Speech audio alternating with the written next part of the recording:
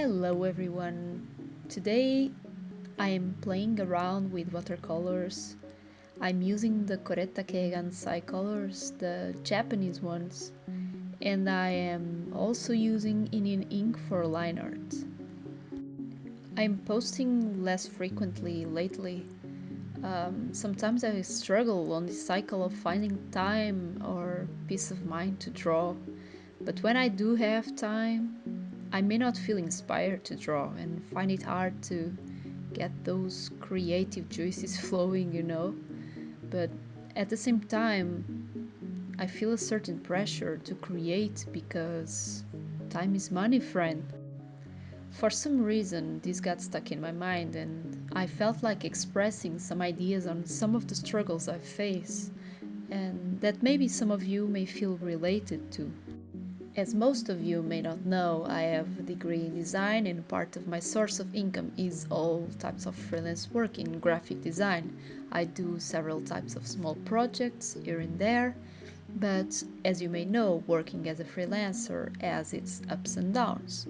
Mostly downs, and some really great ups, like wearing my pajamas whenever or have enough freedom to establish my schedule. Work isn't available all the time, and sometimes there's just too much work, so things are pretty much never stable. There are great months when I manage to make more and better, and some months are more so so and fall a bit short from my expectations. Part of the struggle of working for clients is having to deal with some of the hardest aspects of being self employed, meaning I have to make all of the work myself and make sure I'm not being exploited and doing stuff that is suitable for my skills and profile. Things can get quite stressful when, as professionals, we don't get the respect we should, or we don't love the projects we're working on, or our work isn't being valued the way it should be. Or even worse than that, not being paid for your hard work. Depending on others to complete projects sometimes can be a hassle, and that means things can drag unconcluded for months, and that we have to disregard great ideas just because they don't follow the same vision as the clients. Plenty of times working this way is not fulfilling at all, and I can get a bit unmotivated. This unmotivation and instability often affects also my will to draw and create, because if I am fed up or worried, it kind of wears out my artistic stamina. You know what I mean? Which means I have to postpone my passion in order to get my shit together and carry on. What I feel is that in the creative fields, I'm aware that most of the times what we create is undervalued, and most of the work from start to finish, from draft and concept to final product, most part of that work that is implied in a project that isn't visible isn't really taken in consideration by the client. If we meditate a bit on this subject, it's a messed up paradox, to be honest, because if we take a look at the big picture, art is an industry that produces so much wealth in a global scale, but artists are still underpaid. Human studies and arts are pretty much the only things robots and machines won't be able to completely recreate without us. And shouldn't it have more value for being a skill that takes time to perfect? That reminds me of some of the jams that people who know how to use a brush may have heard at least once in a lifetime that frustrate the hell out of me, and at least one of the following scenarios may be familiar to you. Hey, cool man, can you make me a drawing? Sure, here's the budget. Oh, come on, what do you mean, man? That's just doodles.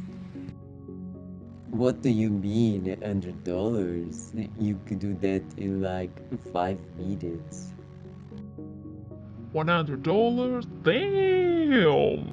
I'm sending you this email to let you know about this fabulous once in a lifetime opportunity to show your art in this exhibit in London, which is a particularly good opportunity for emerging and international artists to show their works. This is a very popular group show that features a group of selected artists who we showcase to our gallery networks and audiences for the small fee of £1,000.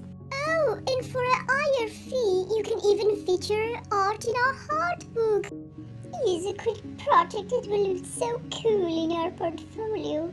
It would be even cooler if you could work with us.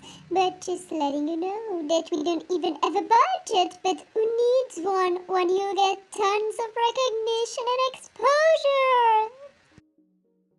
Well, I never went to a grocery store that accepted exposure as payment, but I might as well shove some into my wallet next time I go out and try my luck.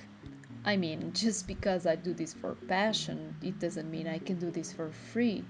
And the same way you wouldn't ask a doctor for a free consultation, you can't ask an artist for free art.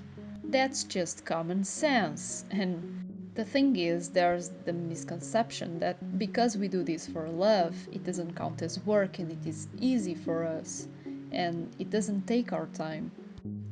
I guess that part of that misconception has to do with the fact that artists indeed are always making art for themselves for free since they started creating, and that's how they build their craft with years of practice.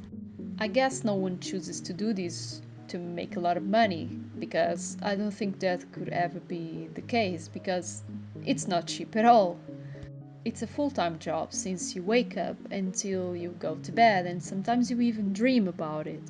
You don't just unplug the cable and go about your life, but on a positive note, it will make you stronger over time. It is important to mention that fortunately there are so many exceptions and rewarding moments in this journey, but the way the industry is set for indie artists is frustrating. And in the music industry, for example, we can see that making a living by selling your music online is pretty much impossible these days, unless you're Nicki Minaj or Kanye West, because you can't count on royalties to survive. They might as well just create the Uber arts and crafts because that's what it's starting to look like these days. Anyway, having said that, my goal is to manage to just make my art as a living and take as much advantage as I possibly can from my skills and let go of client work to pursue my own and inner mission and don't get distracted by these little projects and things just to be able to survive. Do we ever have enough stability and money and comfort to take our personal projects? And I wonder, to you, my art friends that are older than me and have way more experience than me, share some of your insight with me. Do you ever get to a point where you feel stable, secure, and genuinely satisfied with your results? Do you ever get to that Bob Rossian happy place, or is this an eternal battle of being a poor artist that loves what he does just for the sake of making art?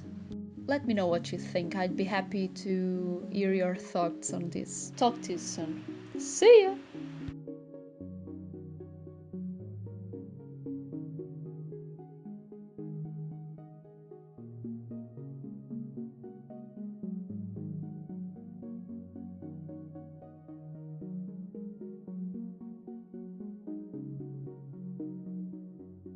Job's done.